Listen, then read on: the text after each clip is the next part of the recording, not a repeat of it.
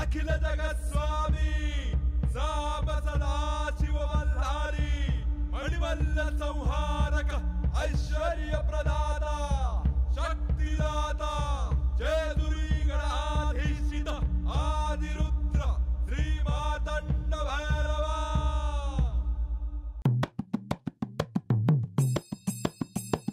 जय देव जय देव जय देव जय देव जय देव जय शिव मातंडा।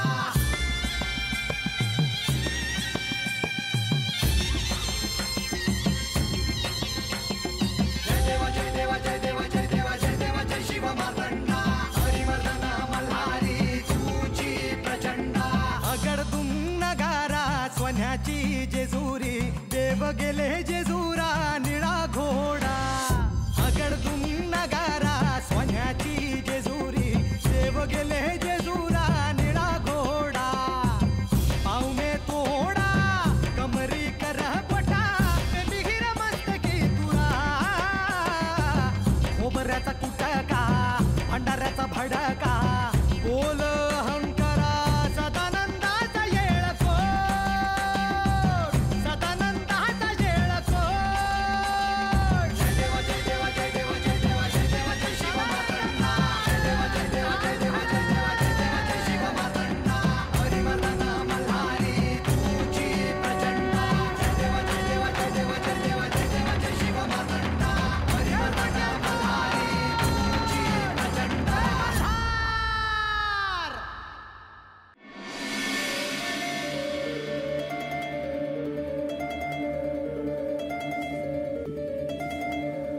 मी कामधेनूचा विचार करत होते आणि वसिष्ठ ऋषी प्रत्यक्ष कामधेनूला घेऊन आले। हा केवळ योगायोग तर नसेल। तिला मी जेव्हा जवळ घेतलं तिला स्पर्श केला तेव्हा मला असं वाटलं की हा स्पर्श मला ठाऊक आहे, खूप परिचित आहे। समुद्र मंथनाच्या आख्यानात मला काहीतरी हाती लागणार यावर माझा विश्वास बसत चालला आहे।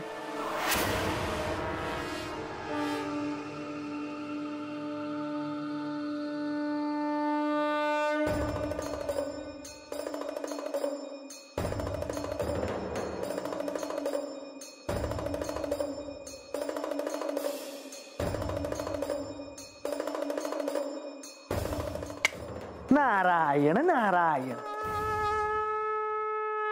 प्रणाम देवा। मुनिवर, तुम्ही जेजुरीतच आहात?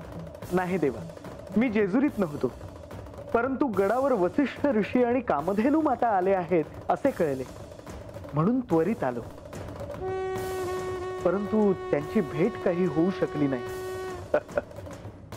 मुनिवर, लवकर आला असतात तर त्यांची भेट निश्चितच घडली असती। चालायचेच, परंतु ज्यांची भेट होणे आवश्यक होते त्यांची भेट झाली का? मुनिवर, तुमचा वावर जरी त्रिखंडात असला तरी साऱ्या गोष्टींची अचूक माहिती असते तुम्हाला। नारायण नारायण। तसे नाही देवा, मी आपला कयास बांधला। आख्यानात कामधेनू मातेचा उल्लेख आल्यावर त्या अस्वस्थ होतील याची मला काहीशी कल्पना होती।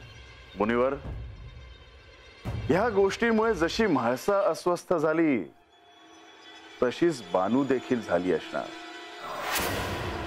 कारण तिचा देखील कामधेनुशी ऋणानुबंध आहे।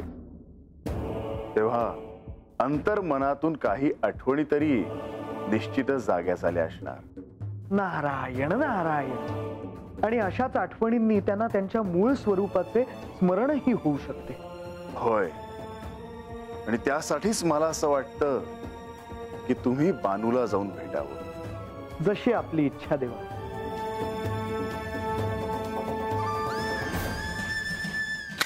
नारायण नारायण।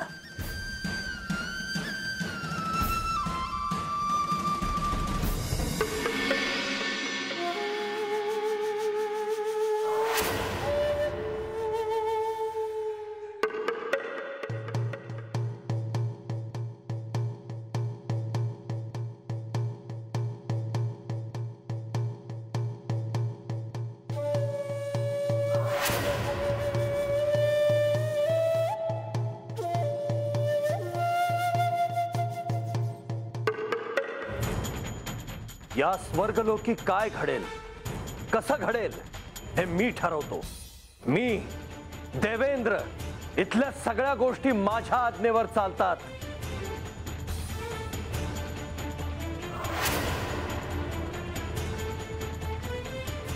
स्वर्गलोकात राहणाऱ्याला इथले सगळे नियम पाळावेच लागतील आणि ज्याला हे नियम पाळायचे नसतील त्याने स्वर्गलोक सोडून निघून जावं.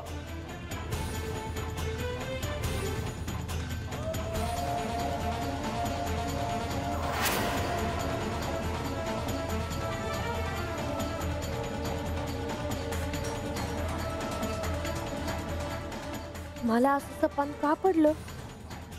इंद्रदेव असं का बोलत होतं? हे कुणाशी असं बोलत होतं? मला तर काहीच कळना. असं सपान पडलं त्याला काय बाय कारण असणार, पण मला ते कोण सांगणार? कुणाला विचारू म्या?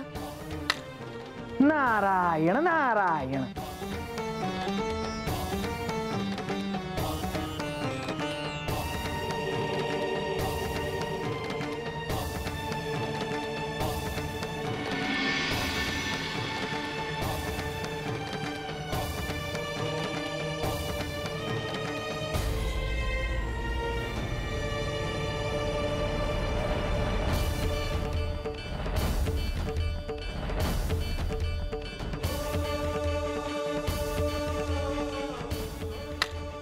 नारायण नारायण.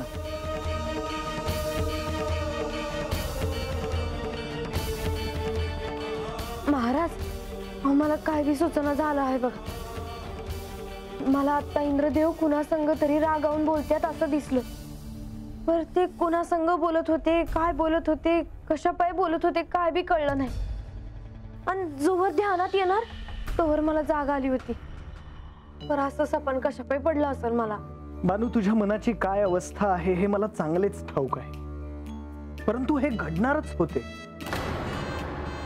कारण तू देवेंद्रांची कन्या आहेस. आणि आज आख्यानात कामधेनू मातेचा उल्लेख झाला म्हटल्यावर तुझ्या अंतर्मनातून तुझ्या नकळत हा विचार बाहेर पडला.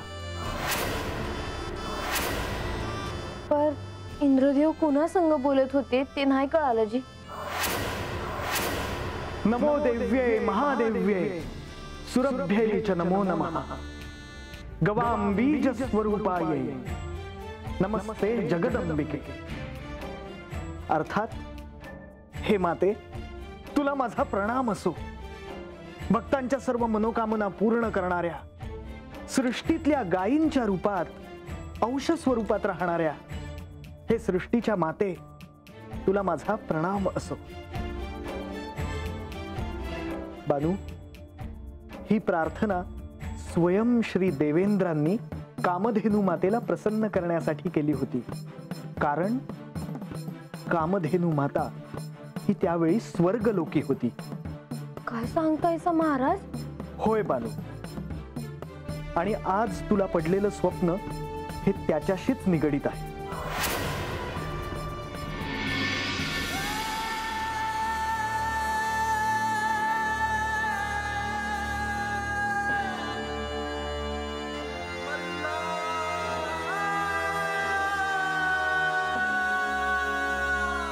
म्हाळसा, कामधेनूला भेटल्यापासून तू कसल्या तरी विचारात आहेस.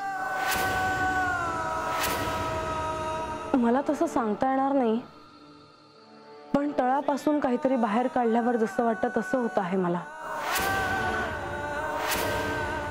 शुभ संकेत आहेत. शुभ घडेल. तुम्हालाही असंच वाटतंय? होय. याचा अर्थ वसिष्ठ ऋषी कामधेनूला घेऊन इथे आले होते कारण मला काहीतरी कळावं म्हणून. होय, तुलाही सहाय्य होत आहे. त्यात कसलाही भेदाभेद नाही. मला अजून सांगा ना कामधेनू विषयी. तू आख्यानात ऐकलंच असेल की कामधेनू ही सर्व पशूंची माता आहे. ती नसेल तर त्यांना आधार नाही. दुर्वास ऋषीने देवेंद्रांना जेव्हा शाप दिला तेव्हा कामधेनू अस्तित्वात होती? होय, पण श्री महालक्ष्मी देवींबरोबर ती देखील गुप्त झाली. पण पशूंचे आराध्य जर नाहीसे झाले असतील तर त्यांनी काय केले? कामधेनू गुप्त झाल्यावर सर्व पशूंना देखील जाणवलं.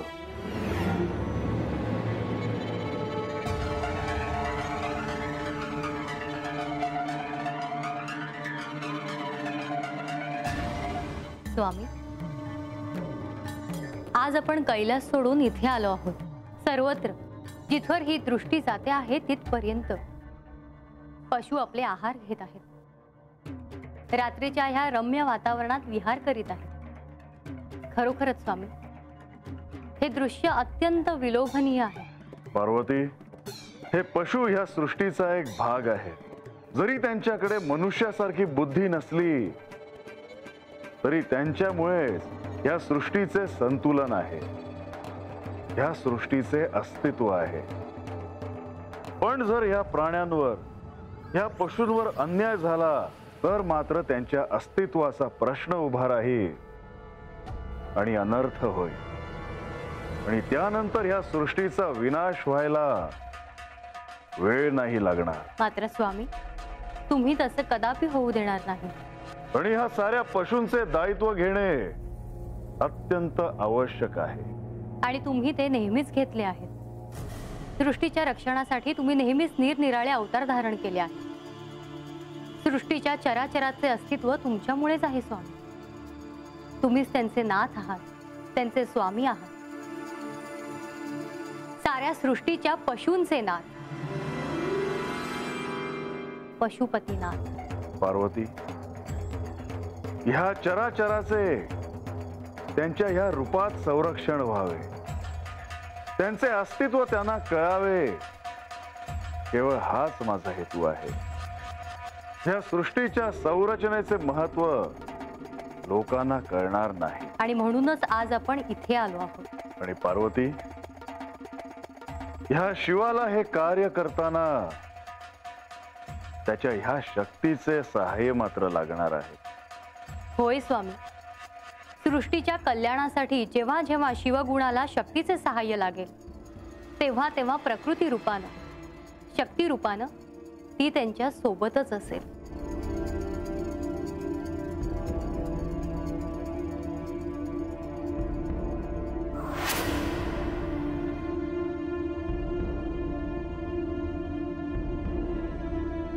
ज्या अर्थी मी या कथेत होते त्या अर्थी मला अंधुकसं काहीतरी आठवत आहे.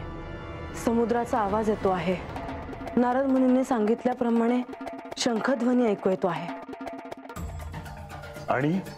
आणि तुम्हाला खूप वेदना होत आहेत असं दिसतंय मला.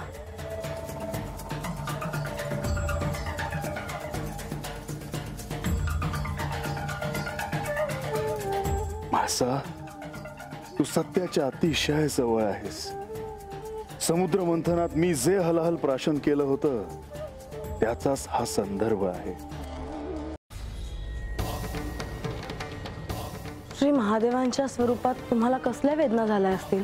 का नाही, समुद्र मंथनात जर मेरू पर्वत पाठीवर घेऊन श्री विष्णू यांना वेदना होतात आणि ते त्या स्वीकारतात, तर मग संकट समयी मला जर वेदना झाल्या तर त्या मला स्वीकारणे भाग आहे. तुम्हाला जर काही वेदना झाल्या तर मी त्या सहन करू शकणार नाही. तुम्हाला कधी काहीही वेदना होऊ नये असं मला वाटतं. असं म्हणून कसं चालेल? एक पित्याच्या नात्याने मला माझे दायित्व स्वीकारायलाच हवे. पार्वती देवी देखील तुम्हाला समुद्र मंथनासाठी जाऊ देत नव्हत्या. याचा अर्थ त्यांना देखील काहीतरी चाहूल लागली असेल. असं काय घडलं होतं? पुढे काय घडले हे तुला कळणारच आहे. आख्यान सुरू झाले की नारद मुनी ते सांगतीलच. तुम्ही मला ते आत्ता सांगा. नाही म्हाळसा, तुम्हाला आग्रह नको करू. ते नियमांच्या विरुद्ध आहे. आणि हेच जर तिने विचारलं असतं तर? तरीही मी तिला नसतं सांगितलं. बर म्हाळसा, तुला तो प्रसंग आठवतो जेव्हा तुझे अर्ध शरीर काळं निळं पडलं होतं? हो. इकडे निकुंभच्या दैत्याने पाण्यात विष मिसळलं होतं आणि ते विष मी प्राशन केलं होतं.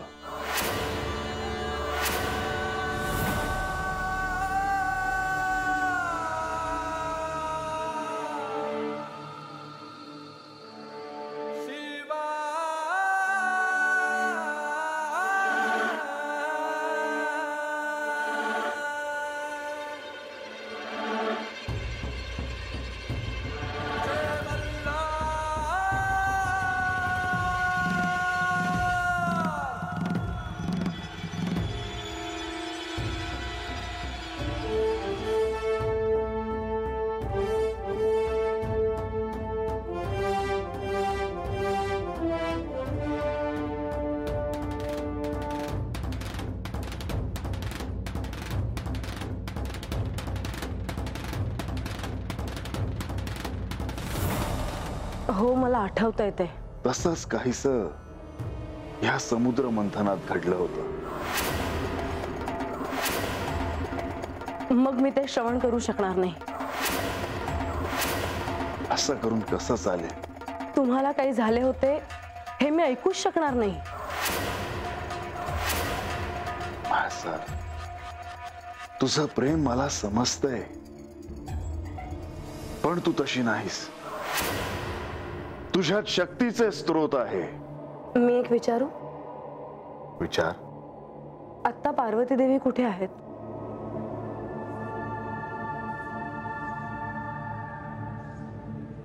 या क्षणी देखील इथेच आहे. मी ज्यांच्याशी आजपर्यंत बोलत होते त्या पार्वती देवीच होत्या आणि हे तुम्हाला ठाऊक होते. होय.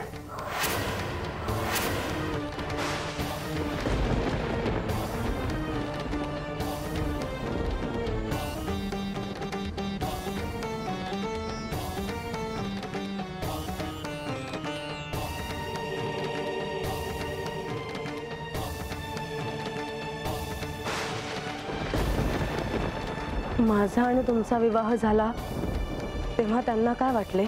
आनंदच झाला. मलाही त्यांचे अस्तित्व जाणवते. आणि मलाही, कारण ती म्हणजे तूच आहेस.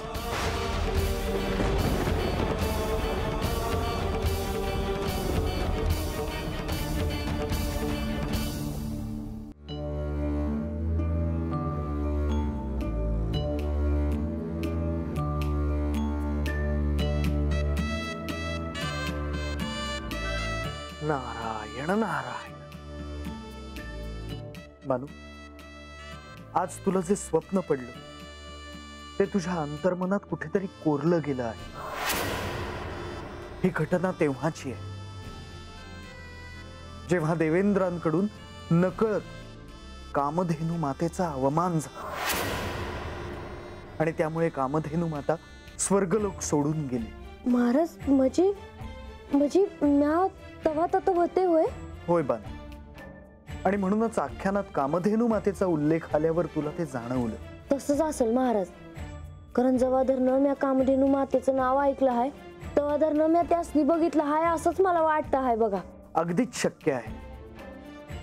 परंतु त्याचबरोबर आणखी एक गोष्ट अशी की या आख्यानाचा घाट आपण ज्यासाठी घातला आहे त्यानुसार तुला काही गोष्टी अशा कळू लागल्या आहेत ज्या तुला तुझ्या मूळ रूपापर्यंत, अंतिम सत्यापर्यंत घेऊन जायला सहाय्य करतील. वय महाराज. आणि आणखी एक गोष्ट मला तुला सांगायची आहे बन. काय महाराज? आज श्री खंडेराय आणि श्री म्हाळसा देवींची भेट घेण्यासाठी वसिष्ठ ऋषी आणि कामधेनू माता जेजुरी गडावर आले आहेत. तरीच मला असं वाटत होतं का मी त्यासनी बघितलं आहे. बानू, हे देखील तुला मूळ रूप समजण्याचेच संकेत आहेत. या अशा घटनांमुळे, त्यांच्या संकेतांमुळेच तुला सत्य कळणार आहे.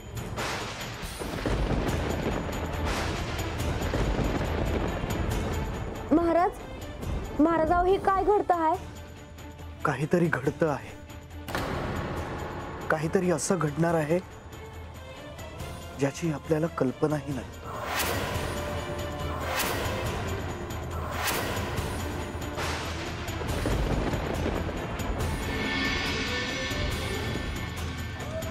तुम्ही मला पार्वती देवींना भेटवणार होता. होय, पण त्याआधीच तुझी आणि तिची भेट झाली आहे. हो,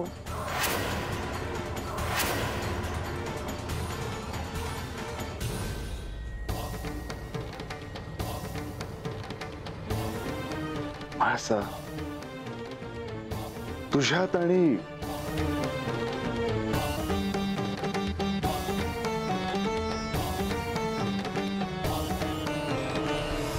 पार्वतीमध्ये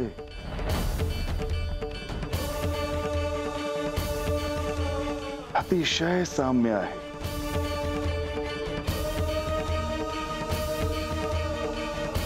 असेल, पण मी वेगळी आहे.